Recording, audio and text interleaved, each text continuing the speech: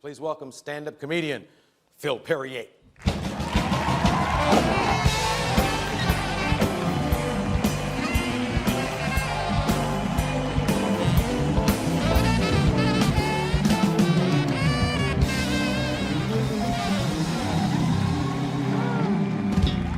All right.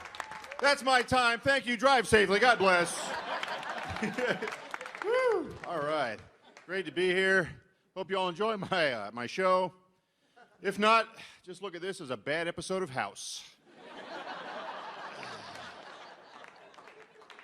Now, in case you're wondering why I've got the cane and the slight limp, a while back I turned 40. And it all went straight to hell. No, really, this is actually an insurance scam. Just play along. I did have a real problem, though. A few years back, I had a little drinking. Well, it wasn't really a drinking problem. It was more like a stopping problem. I was drinking just fine, thanks. You got to know your limit. I knew my limit. When my face banged off the toilet bowl,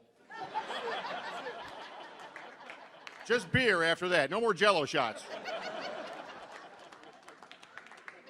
You know you're drinking too much when every picture you can find of yourself, you've got a beer in your hand. My driver's license picture. I hate going bald. I got hair in my back I don't even use. You can't grow it long and comb it over. Now they got spray on hair. Anybody here tried that? Yeah, I guess you don't want to blow your cover. Spray on hair. It's a good idea. It might not be a great idea in Los Angeles in July. You're walking down the street, your hair's dripping off your nose, your chin. Hey, chest hair, check it out. Yeah, man, when I was growing up, we only had 3 channels of TV. No remote control. Kids were remote control. Get up and change the channel. And we had to walk to the TV through thick, ugly shag carpeting, stepping over beanbag chairs and lava lamps. And we had to turn a big knob. And eventually the big knob would snap off, leaving only a vestigial plastic nub. We didn't have a 1-800 number to call. We didn't have a technician in the Philippines waiting to talk us through the process. What did we have? Needle nose pliers, that's all we had.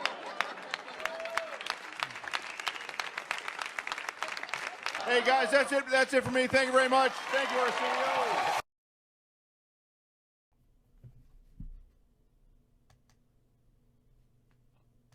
All right, my name is Paul Brumbaugh, and you're on the edge. I'm here with writer, stand-up comedian, columnist for such papers as the Huffington Post, Atlanta Journal, and the L.A. Daily News. Give it up for our friend, Phil Perrier. Hey, Paul. Good to be with you. Good to be with you.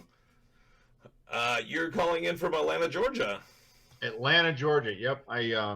I moved back. I grew up here, and then was living in L.A. from 2000 until 2018. Then my mom passed away in 2018 and left me her house. And for reasons I don't want to go into, I had to get on it or lose it. So here I am back in Atlanta. And Georgia's the one state where things are supposed to reopen gyms and tattoo parlors and bowling, the essentials. And yet they still haven't opened yet. Yeah, the bowling alleys, the gyms. Yeah, and yet my gym, I go to LA.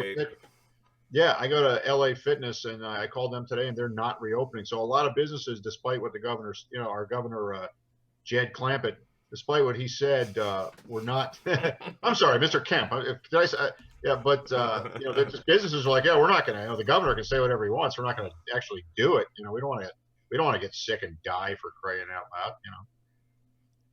But I find that I don't blame you. I'm sorry. Some people are calling this a hoax. Yeah, I don't think it's a hoax, but man, it's people keep talking about how it requires so much bravery and courage. I mean, I can sit on my ass and watch TV.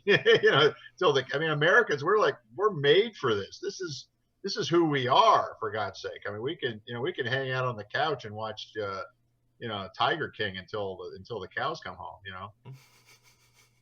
Have you gotten through it?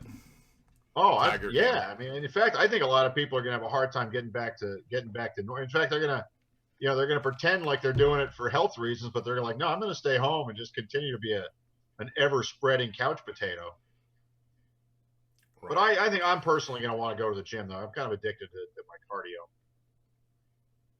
How about you? So aren't you doing stuff at home? Yeah, I mean, I'm working on I'm working on a memoir that I'm working on, a book that I'm working on, and then I'm also doing these little Facebook monologues called Virus Schmirus, which I'm doing another one of those tomorrow. And then yesterday I did on Friday I did a 6-hour auto safety class, just because it saves me money on insurance, and that's one of those things, like under normal circumstances you wouldn't do it. But like, you can't honestly say you don't have time. If somebody says, do you have time to do an auto? I have time to learn, ancient Greek, for crying out loud. I mean, there's so much free time on our hands now that I'm kind of digging it. And the lack of traffic. Yeah.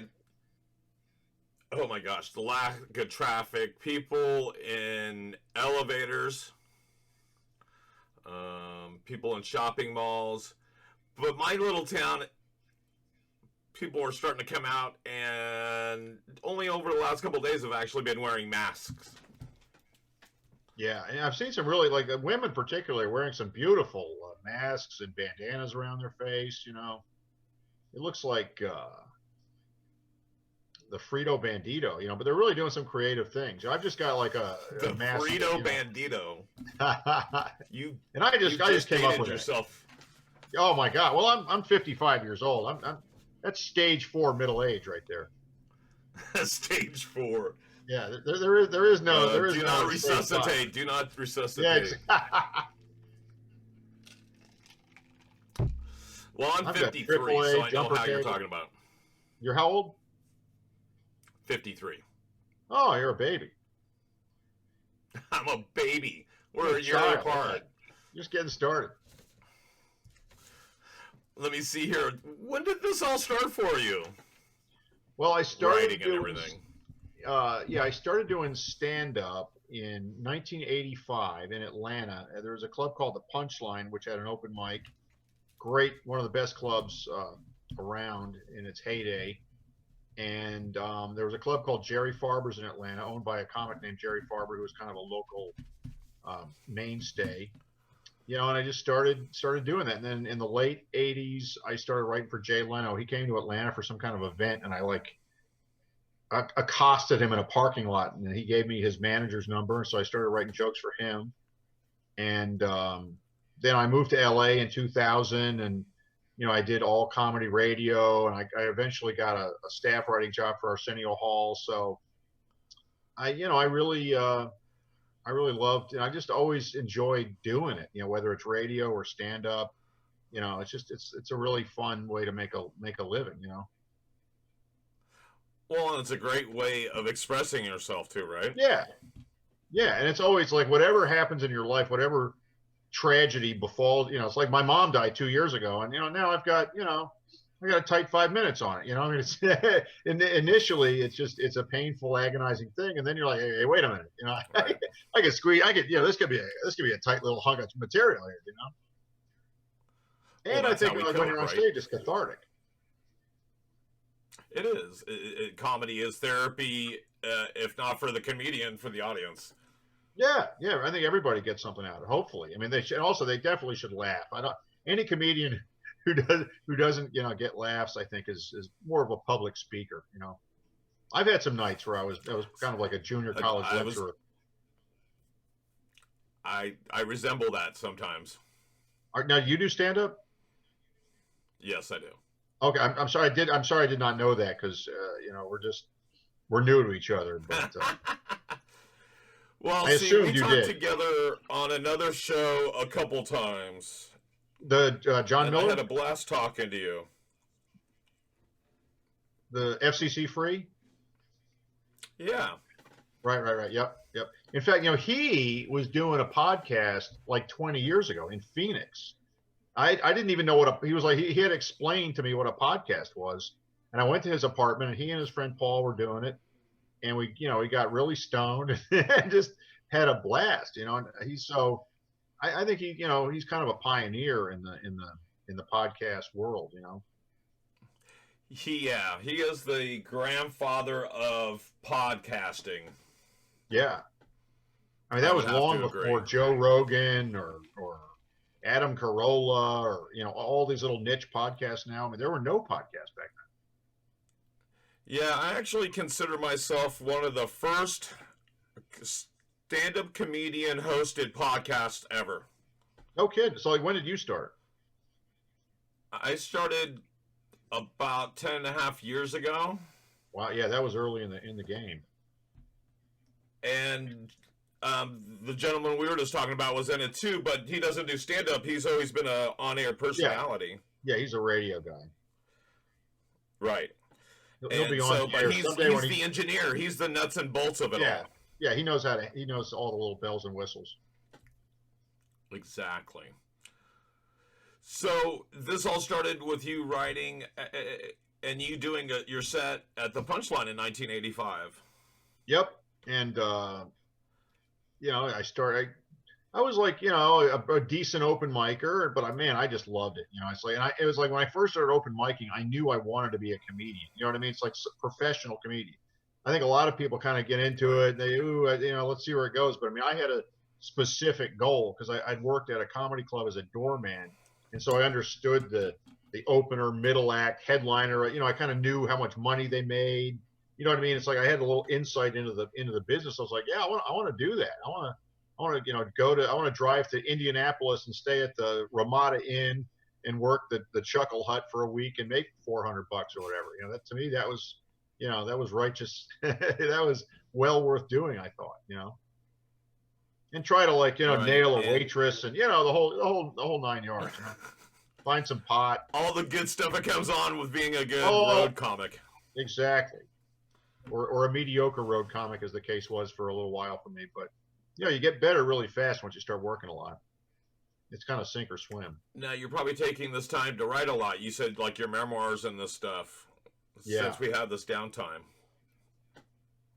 Yeah, I've because in 2005, I had a surfing accident and I broke my neck and I had to learn how to walk all over again. And ouch.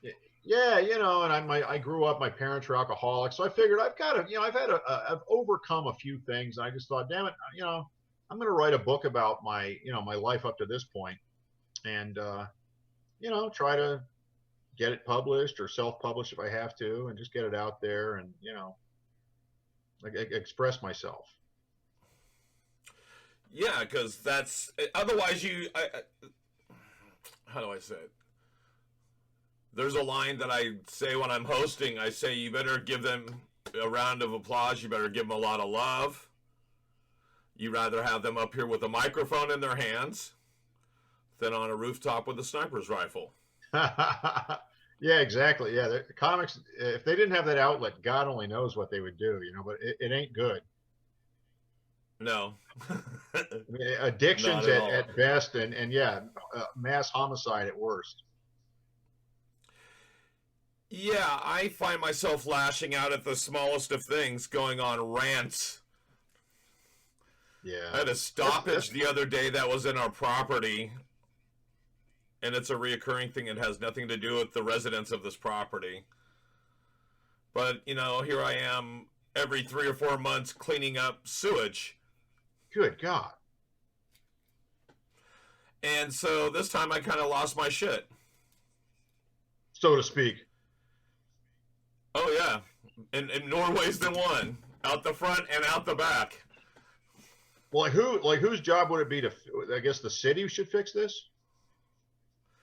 Well, that's the thing with my situation. It's kind of right in the middle. So they're both going like this. Yeah. No, they'll do it. No, they'll do it. Call the city. No, call your, Yeah, no, it's their problem. It's their responsibility because of this. Yeah. But we've already done our bit. So it has to be them. God, wow. Then they come out and go, no, it's them. Yeah, they could keep doing that indefinitely. And meanwhile, you're... Yeah, it's you. Shoveling shit. Man. So that's why I'm moving out of that place pretty damn soon. Oh, no kidding.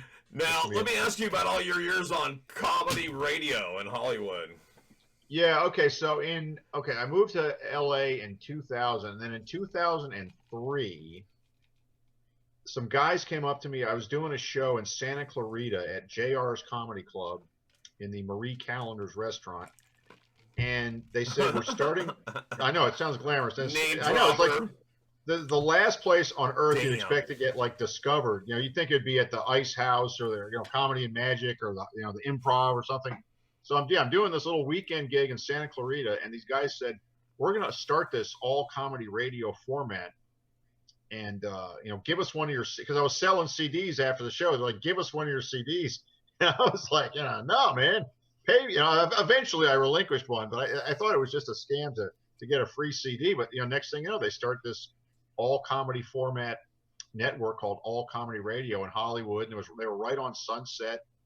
And I had this thing called Limited Access, which was like a little like rapid fire newscast of basically one-liners of topical events, and they played it every hour on the hour, like 3 or 4 of these jokes. And then I had all these other bits that I did, like Oblivious Witness to History and Interview with a Dead Guy. And a friend of mine, Dan Friedman, who was a comic, he and I would just do these things, and it wasn't wildly lucrative, but God, it was so much fun, and radio, as you know, I mean, you can just, anything you can conceive of with all the little sound effects that are available free online, you can make any little story come true. And it was just, I mean, and, for like, no budget, it's all in your head. And I just freaking loved it. Oh, that's good. That was innovative. And what year was that again? That was 2003, 4, 5. And then sadly, the All Comedy Radio just kind of folded. I think, it just wasn't making enough money, and because they were selling syndication, and I don't know what they had to, what their magic number was, but they didn't meet it. But they're like Gary. Well, look at what they're doing now with things like Sirius and XM. Yeah. Well, that's kind of the way it went. I think that, if you're on Sirius or XM, you can have an all comedy format, but it's a hard sell to have a 24 hour. Well, there's Sirius, XM, or the other guys we were just talking about. Kind of like me, the independents. Yeah, wildcatters. Wildcats. Gypsies. Yeah, the pirates. Pirate, yeah. And you look a little like a pirate. You got that pirate facial hair going on. I thought I was doing Lemmy. like the George Carlin kind of. Yeah. I don't know. Looks good. So one of the things I enjoy that I do weekly is I talk to Patrick Carlin, which is George Carlin's brother. Oh, no kidding? Yeah, and he's a blast. We know, was he ever a comic also? No, he's an author and writer. Wow. I think from he's our written 3 different books. About his brother or no? No. No. One was kind of a novel, kind of like a Jack Kerouac on the road kind of thing, and it's called Highway 23. One is kind of just a silly little short stories and characters mashed into one, and it's called Kien fucking Sabi, which is who fucking knows, I believe. Yeah, Spanish for who knows. And then his last one is Quinn's Bar and Grill. And it's basically some other short stories that he's jammed together, but it's kind of very nostalgic of his neighborhood where he grew up with George in New York. Wow. I think from our generation, Carlin was the single greatest comic, and also almost like the oracle, almost like the philosopher of our time. And today, he was kind of the lawnmower man. Yeah. Of comedy. And it's so like advanced. I would think of some premise and I go, oh yeah, Carlin already did. That I just like every funny thing you could think of. I was like, oh yeah, Carlin did that, or Cosby had that bit. Richard Pryor did that. But yeah, I think there was no greater mind. I mean, it's like Mark Twain was to his generation, what Carlin was to his generation. Just the most brilliant American mind I think of his generation. You know. I agree. And you were talking about premises there. You know, I think of that opening scene of the Jerry Seinfeld movie. I think it's The documentary. what is it? Yeah, it's kind of the documentary one. It's not Comedian. It's the one I'm telling you for the last time. Okay. I have not And seen it's that. the opening scene is all the old famous comedians, including Carlin and all these different people, Leno and stuff like that, and they're all at a funeral. And inside the casket is all these little pieces of paper with jokes, and he's burying his jokes. Wow. And one of the old comedians says to the other comedian, "Oh, I have a joke about breathing." And he goes, "No, I've got one. That was mine. That was my bit or something." That was my and bit. They're fighting over. Yeah. So everything's been done, right? Everything's been done. But Carlin made it seem new. Oh man, his ability to look at what the rest of us see and just see deeper than we see. You know what I mean? It's like he saw beyond the surface on almost everything. And that's not easy to do. I mean, he made it look simple, but because everything he said, you go, oh yeah, but you didn't think of it, He got there first. Right. He did. He got there and he did it his own way. Yep. I don't think there's anybody around today I think Dave Chappelle is probably the sharpest, mind that is working now. And, I love Brian Regan and Dom Herrera and a few other guys, Chris Rock. There's certain people that really just put their fingerprint on it, right? Yes. Yeah, absolutely. And it's funny, the comics you just mentioned were unique. Dom Herrera. Love him. I love Dom. And I just think if you're going to if he does 5 minutes or an hour, you're going to laugh your ass off for whatever period of time he's talking, Exactly. And I loved it. What was he doing? It was like a few years back he was doing the People's Court thing. Is that right? Yeah, he was doing a version of it, and it was like I want to say it was like it had something pot themed, and he was the judge. Wow. Oh, it was hilarious. Oh my I gosh, love it was hilarious. And then we talked about Robin earlier, Robin Williams. Yeah, you said, because I asked who the biggest name you ever interviewed was. You said Robin Williams. I was like, man, that's Mount Rushmore. Yeah, he was very, very gracious. Every time I talked to him about 5 times. Wow. And one time he even just in passing realized, oh, I know this guy. Stopped and said, "Hey, how are you?" And then kept going. He actually stopped and made his that's point. what I heard, that he was just so good with people and there was no ego, and he was more interested in you than you were in him. He just an amazing person. God almighty. Yeah, what a loss for the community. Oh man. Yeah, I mean, like in the past few years, now, what is this? Joan Rivers. I'm sorry, go ahead. I was going to say, like, we've lost Joan Rivers, Robin Williams. I mean, it's huge yawning void, and Richard Carlin Pryor within the past 10 years. Or even Don Rickles. Yeah, my God. I mean, Don Rickles was, I'd say Don Rickles and Rodney Dangerfield are like the two old guys that would make you, piss your pants for, forever. Dangerfield's the one I still study his timing. Oh my God, yeah. Because he could do an hour and a half of one-liners. Yeah, he was bulletproof. And he could continue. He was bulletproof. He could continuously readjust his timing. Yeah, but I think the audience stepping on his own jokes. Yeah, or his own laughs.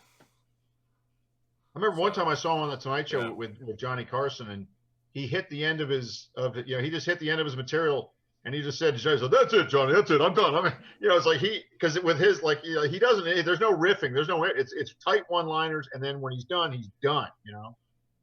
And Johnny was like, okay. Yeah, they said when he was was selling tin siding in between when he quit and when he restarted. Yeah. He was constantly throwing jokes into a duffel bag. Wow. And you could totally probably understand it was probably just little notes, bar coasters, or whatever, right? And then he's dumping this thing out all over the bed like it was millions of dollars. He just didn't realize it. And it was all these jokes he had accumulated over these years. Yeah, and then boy, did it paid off beautifully. It really did. He was the king of the one-liners. For me, at least.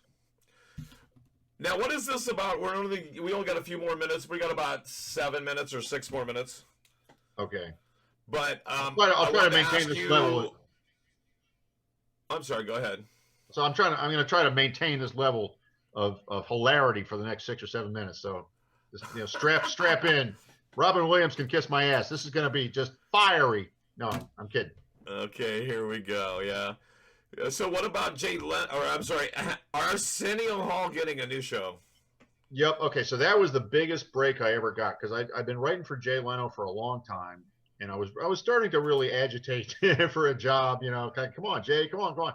And so he called me one day and he said, "Would you write some jokes for Arsenio, who's coming on the show?" And I said, "Sure." And so I met with Arsenio, and we had lunch at a restaurant, and he couldn't have been nicer. And I basically I had so many questions I wanted to ask him, like why the hell he quit the first time. And, I asked him about interviewing Mike Tyson, and he had Andrew Dice Clay was on a show crying, and he had Bill Clinton playing the saxophone. So it's like, I really wanted to learn about this dude. He couldn't have been nicer. And so one thing led to another. And so when he started his second talk show in 2013, he hired me as a staff writer and on Jay Leno's, recommendation.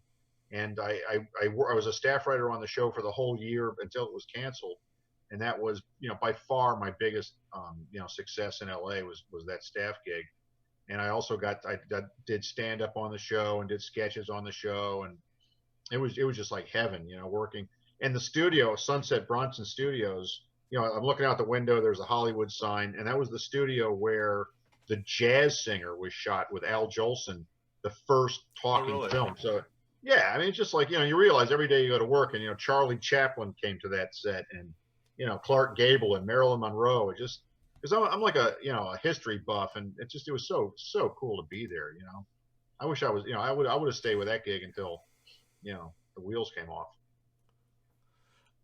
There's buzz about him maybe starting a new show. Arsenio? Yeah. Like what? I have not heard about what kind of show is he going to do? I just kind of heard buzz that he might be coming back.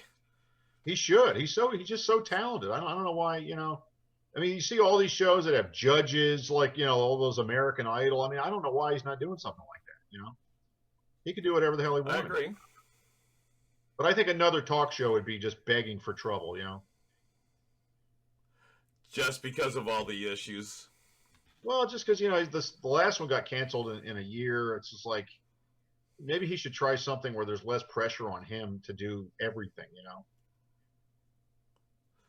Yeah, right. Produce.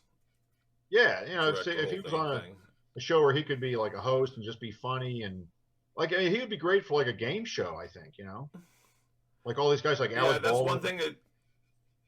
I'm sorry. There's a time delay and I keep stepping on you. I'm sorry. No, it's my fault, Paul. I'm the bad guy.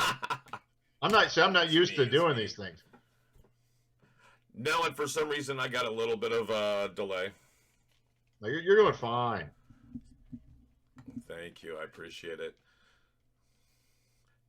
Well, that's why I know with things like this, I feel like a one-man band. I'm constantly working on the studio stuff over here while I'm talking to you.